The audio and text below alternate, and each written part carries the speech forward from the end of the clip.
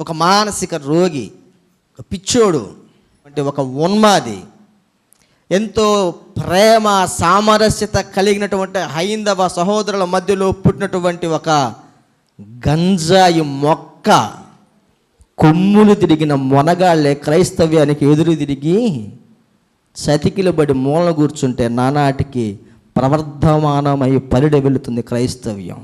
ఈ విప్లవం మనిషిది కాదు. జానుడు కడుపులో పుట్టాడు కదా అని క్రీస్తుని చంపగించిన హేరోదు అంతటి వాడే కాలగర్భంలో కలిసిపోయాడు. నువ్వెంత ఆఫ్టర్ ఆల్. కానీ నీ మీదకి ఏ క్రైస్తవుడు దాడి చేయడు.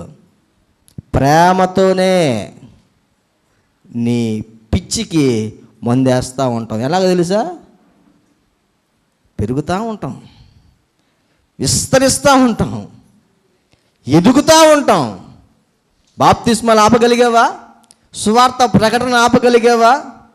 ఎంత అణుస్తావో, అణుచాలని ఆలోచిస్తావో అంతగా పెళ్ళుపికేదే యేసుక్రీస్తు ప్రారంభించినటువంటి పరిశుద్ధ విప్లవం.